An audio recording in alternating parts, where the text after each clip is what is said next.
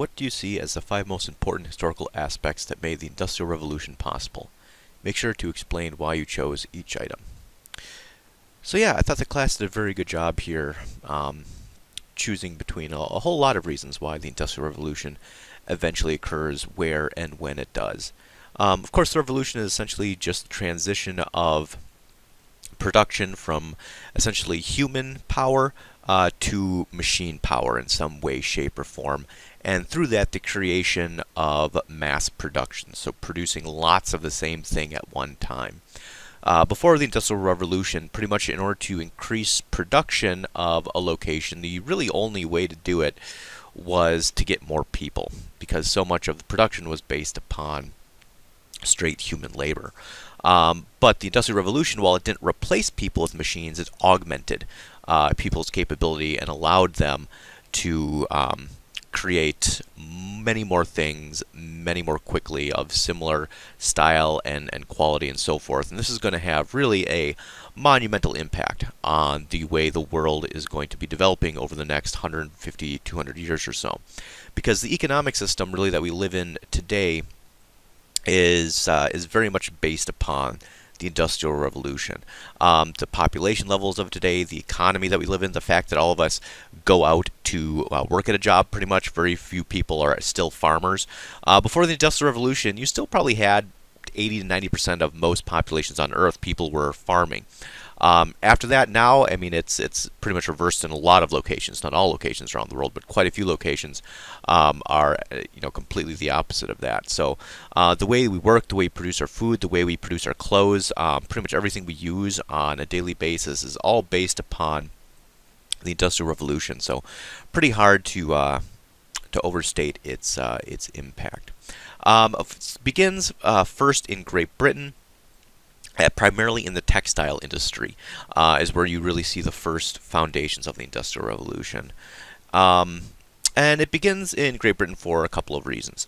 Britain already had a tradition of sort of increasing their productivity through something called the Industrious Revolution, which meant that there were a lot of people sort of working, doing handcraft trades and so forth in their own houses. Sort of cottage industries had sprung up. So there was already this sort of push to push the production of the country to its max, and people sort of working more for income and extra money than necessarily for produce and their own food. So some of the ideas that are going to be hallmarks of the Industrial Revolution are already present there. It also had a relatively stable government in Great Britain. There, had been some shakeups and revolts and civil wars, but those had been, by the late 1700s, had been finished by about more than a century at that point in time. It also had a very prevalent merchant class, which meant that there was already all sorts of trade going on. Remember, Great Britain at this point in time had a global empire, so they were already trading with the colonies in the Americas, of colonies in the Caribbean, in Asia, in India, so that there was already a system in place to export lots and lots of goods if you could produce them. Also, Britain had a very sort of large class of people who were essentially looking to earn money as laborers. The Enclosure Act is something that really led to this, as land that had previously been sort of held as communal land for villages started to be parceled up and sold to private citizens. So a lot of people who had been able to sort of squeak by and grow food for themselves in that way were no longer able to do so.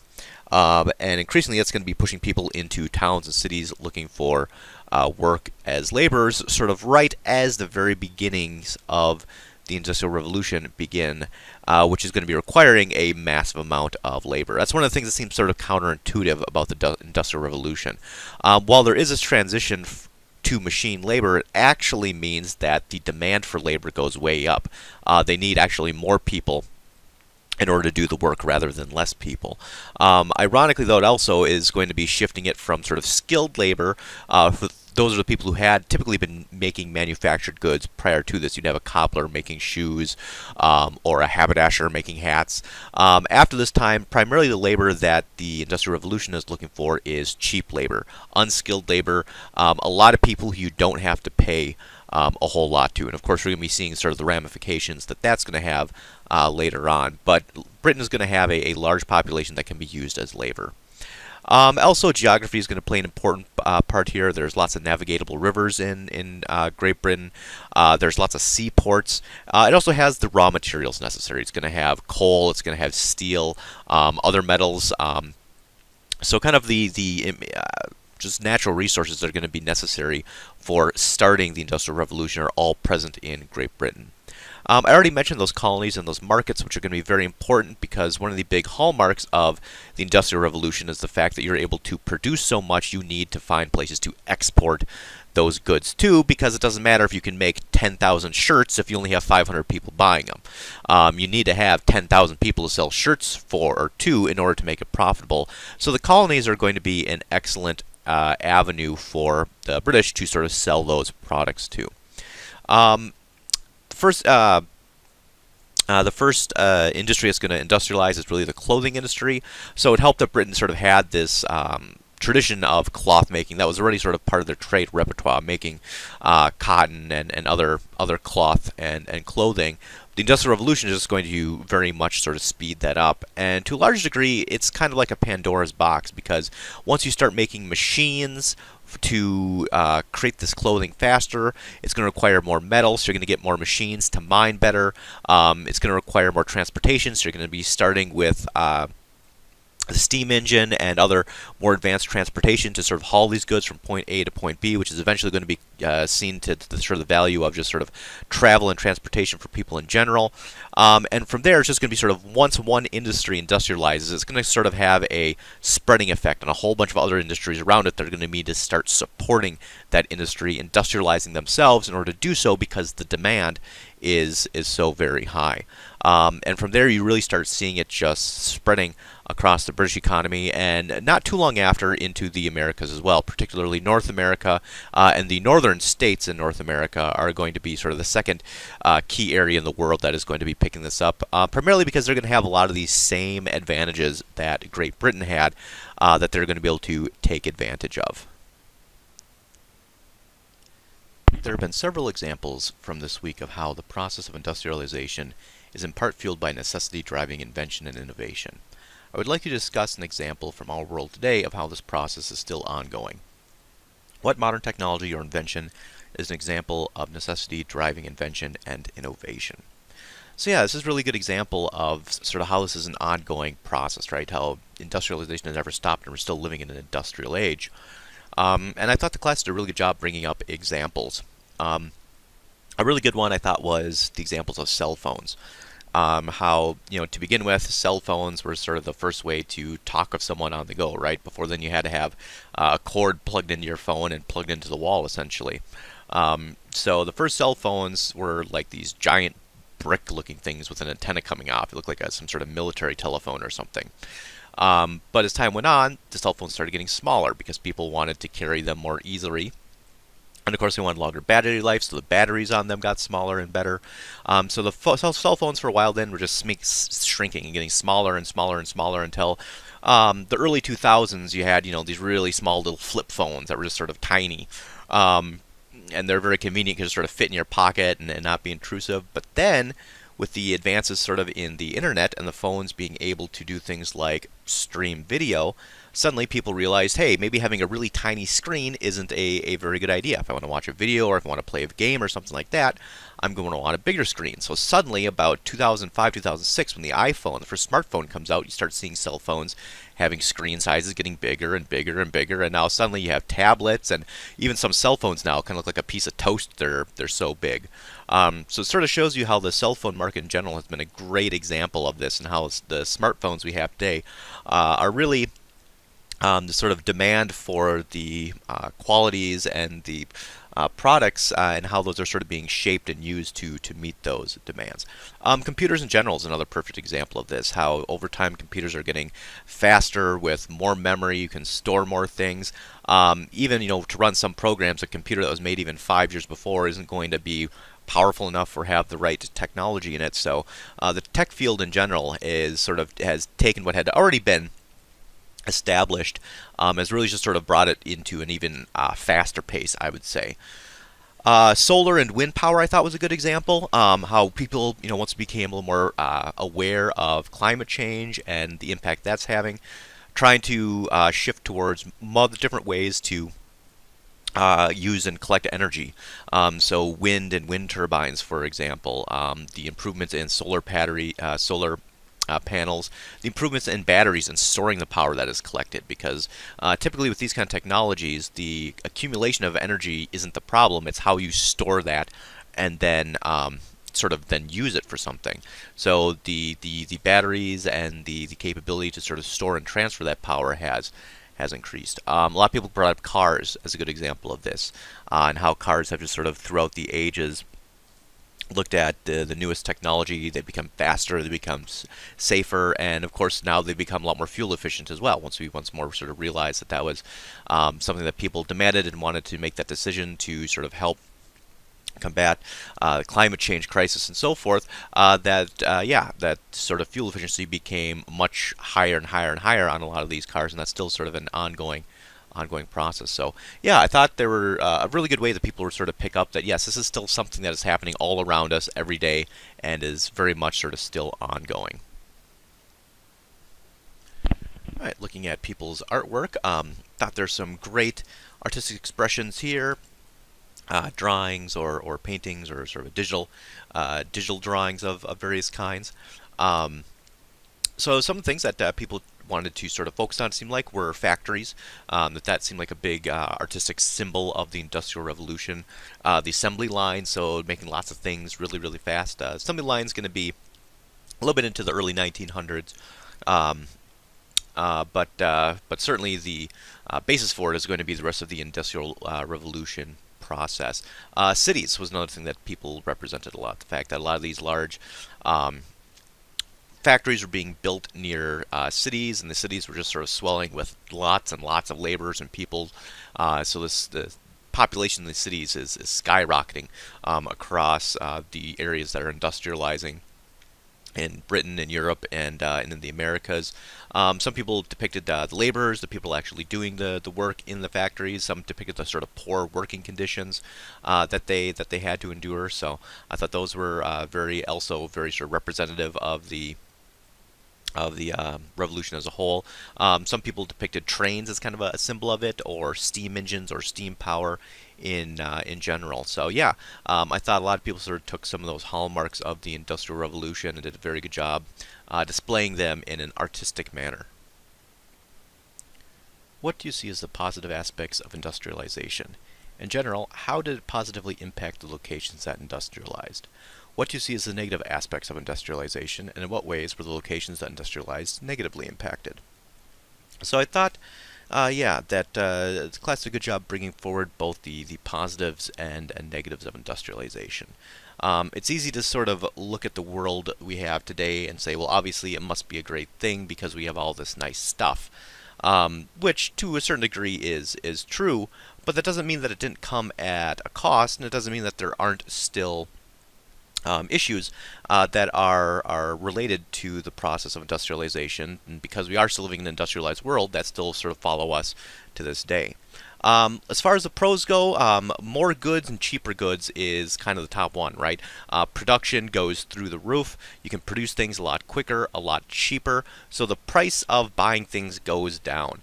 And that's why you can buy food really cheaply today, and the Crash Course video, John Green gave the example of the cheeseburger. You can buy clothing and shoes very cheaply. Back before the Industrial Revolution, it was rare for people to have more than one or maybe two pairs of shoes. Now it's rare for someone to have, two pairs or less, right? Most people are going to have quite a few. But not everyone, of course.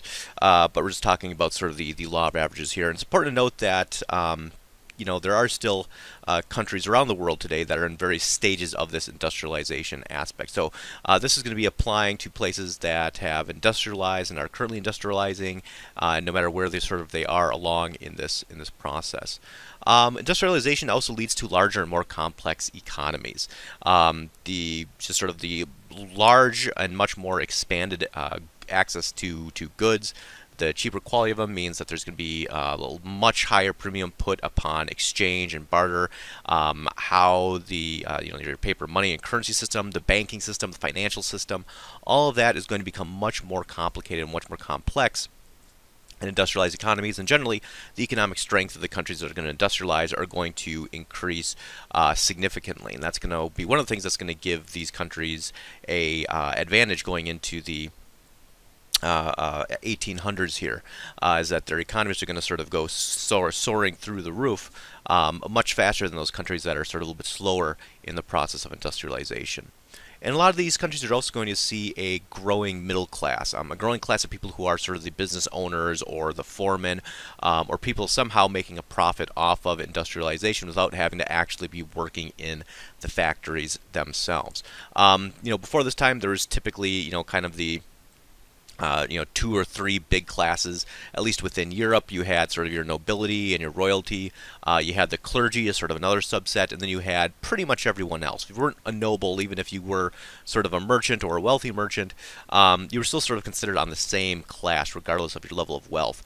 As sort of wealth and economic power become more and more important, you are going to see that sort of growth of middle class in a lot of these that are going to be very much sort of profiting and making their living off of the process of industrialization.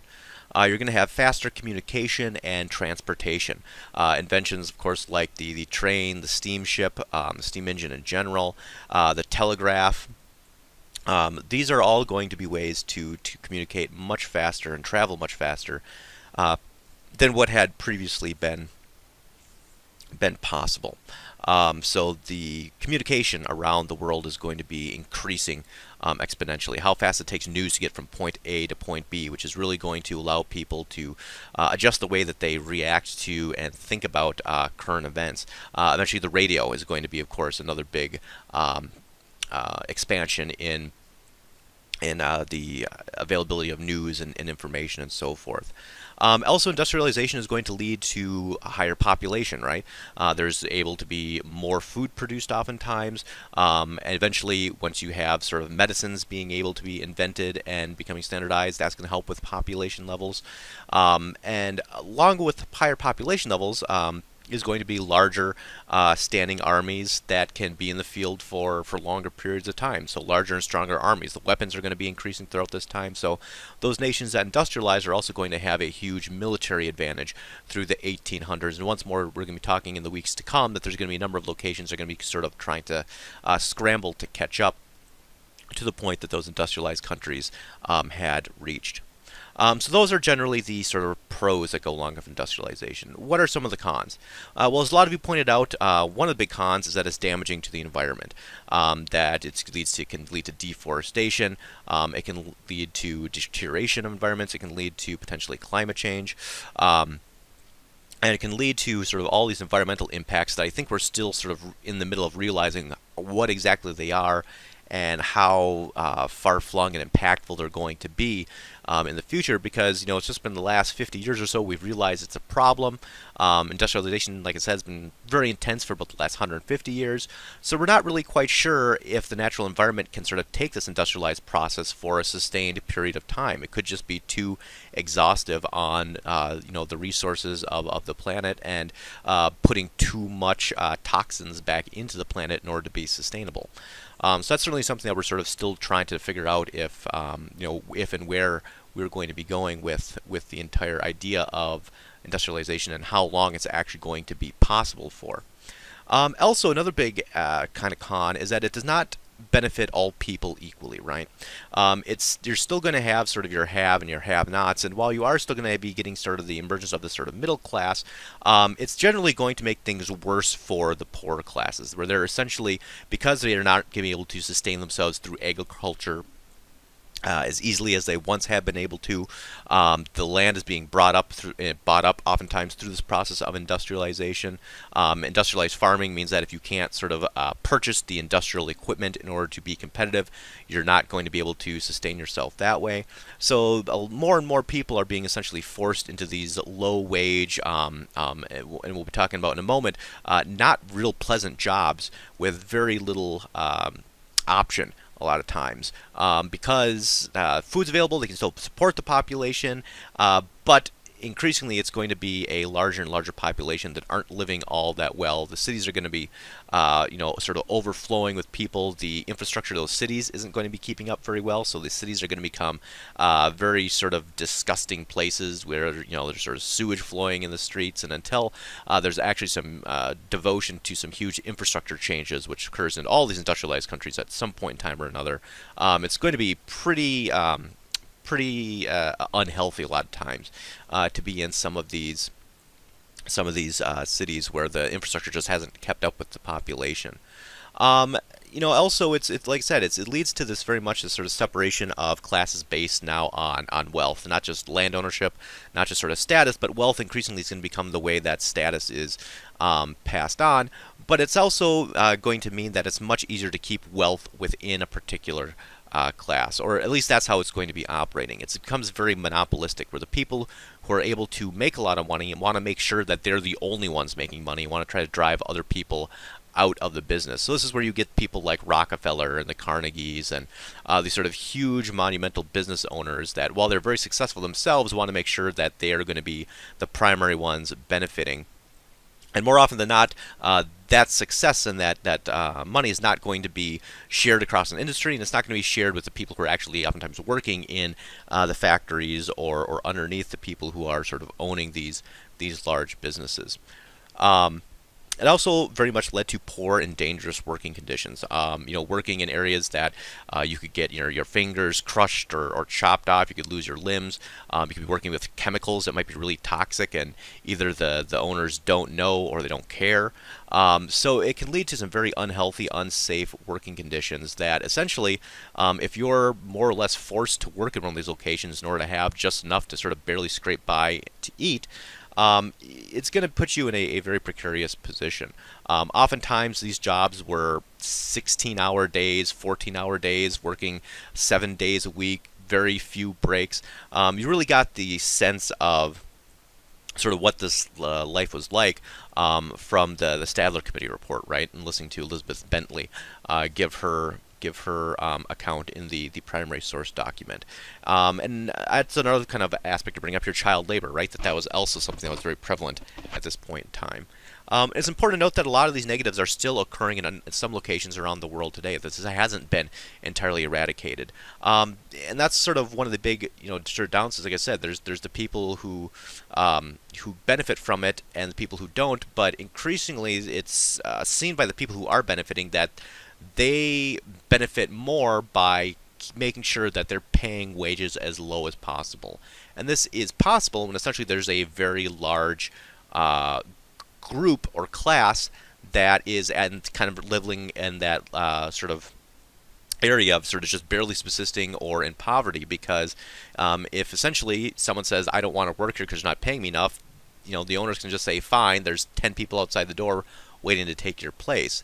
That's the way the owners of these companies oftentimes wanted things. They wanted to barely pay enough for people to live and make sure that there was a lot of people who weren't even getting that ready to take those jobs if they became available. So it led oftentimes to a very sort of unstable social situation, which we'll be talking about more in the next question.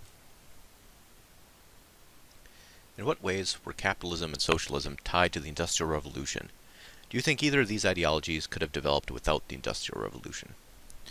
So I thought that the class did a very good job here of looking at how these two economic systems were created and how they sort of played off of each other, and sort of the central role that the Industrial Revolution is going to play for both of them. Capitalism essentially just being sort of an economic system in which private parties make their goods and services available on a free market and take advantage of conditions to profit from their activities. And early capitalism had been around for quite a while. Into the early modern period. The biggest issue with sort of the early capitalist system is that a lot of the governments were still operating under a mercantilist system. So it really wasn't until you had a few locations such as Great Britain and the United States that were getting away from that mercantilist model that it opened up sort of the opportunities for for capitalism, and certainly the Industrial Revolution is going to be one of the reasons why that shift is going to be occurring and changing. But in general, capitalism is certainly calling for decisions to be made to increase profit and sort of regulating through sort of supply and demand and taking advantage of openings to sort of increase the profitability of your goods.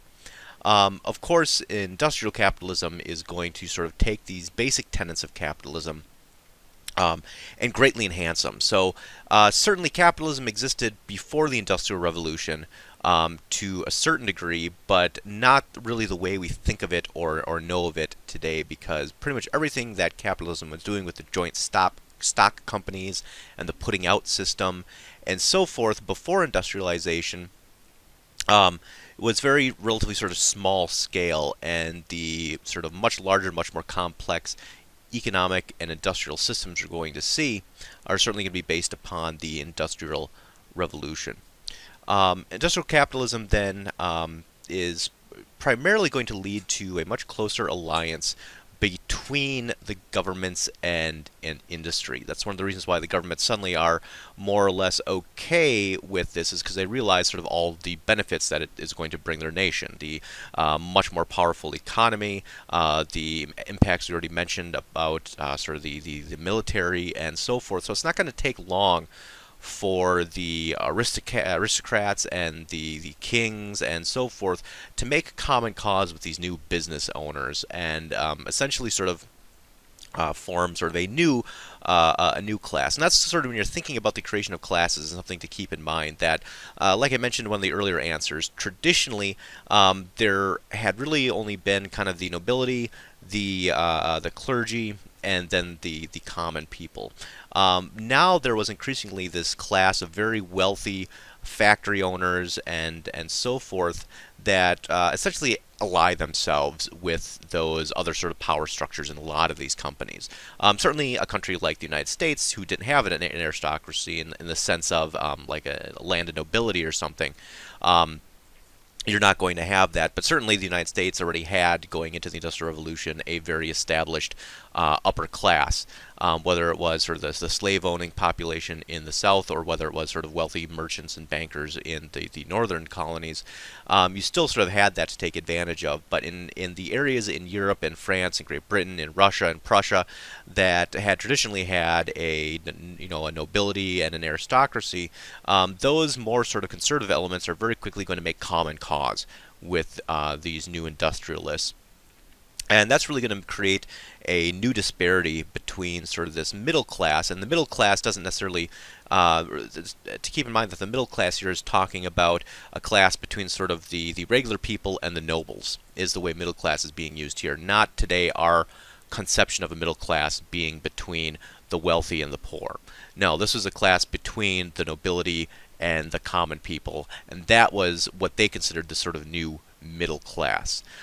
So the differentiation between the middle class sort of being these business owners and these sort of elite business people and the foremen and the people who are be able to invest in these factories and so forth, and then the workers, the people who are actually working in these. And this is really where you get the beginning of something called class consciousness, where for the first time, partially because so many people who are very wealthy are living side by side almost in these large cities with people who are very poor or just scraping by, how the workers sort of see the luxurious life that the owners are living, and really start to see firsthand how different they are and how much their labor is being exploited, because essentially the working classes are going to realize that they're the ones doing the hardest work. They're the ones putting in these 16-hour days and dangerous and brutal conditions. If they get hurt at this point in time, there's no safety net.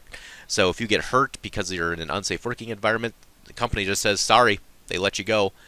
There's nothing essentially to help you out. They don't have to pay you anything. So it's a pretty bad spot to be in for a lot of these laborers. And increasingly, their main objective is going to be to stop this sort of exploitation that is going on, trying to get the hours to not be so crazy, trying to get some safety standards, trying to get some benefits of some sort, increase their pay so it's not just sort of barely over minimum wage. And of course, all these objectives of the workers are going to go contrary to those basic tenets of capitalism, which is to maximize your profits. Because if you're paying your workers a lot, and if you're giving them benefits, and if you're putting in safety precautions, you're spending money, which is going to cut down on the profits that you are making. And it's really this divide between the two that leads to the creation of socialism. And socialism, very much you could say, would not have been formed without the Industrial Revolution, because it was only this sort of extreme disparity and the way that they were interacting between sort of the creation of this new wealthy middle class and the working class that led to this class consciousness of the working class. And really the working class, socialism is the working class trying to find a way for them to get these sort of needs that they have, or these wants that they have, met. So one of the ways that they thought about or conceptualize this was that they needed to find ways to sort of seize the means of production, or at least control the means of production, try to exert their influence in some way, shape, or form on the owners of these factories, because it became very clear that if you let the owners sort of do whatever they want, they're never going to have sort of the workers' best interest in mind. And that kind of leads to the tricky definition of what socialism actually is. Because it operates in various ways at various times, and oftentimes people under the same sort of branch and idea of socialism are going to be sort of trying to accomplish these goals in very different methods. Essentially, what you can sort of gauge as socialism as sort of the degree to which a government regulates or taxes businesses to support their population. Ultimately, that's sort of going to be, in one shape or another, how all these different methods are going to try to be leading to some sort of regulation of private business by a government. But once more, it's not a either capitalist or socialist. It's not a binary system, right? You're not either one or you're the other, because you might at one point in time consider, saying 8 hours a week and having basic safety benefits. A lot of people would have considered that socialism at the time, whereas today that's just sort of a commonplace occurrence. So the bar sort of moves depending on where you are oftentimes, and sort of what degree to which the government is stepping in and sort of regulating these policies. Early on, though, the way the expression of socialism is going to work is really going to sort of depend upon the situation that the workers are finding themselves in. Typically, these are going to be coming out in a couple of manifestations. The kind that sort of the industrialists liked to point to the most was the idea of kind of revolution, that in order to seize the means of production, this would have to be violent through revolution or trying to take over the governments. And certainly this happens in some locations. Russia, and the term not just of socialism but communism is going to be a prime example of this. But that's ultimately not going to be the most common way that socialism is going to operate.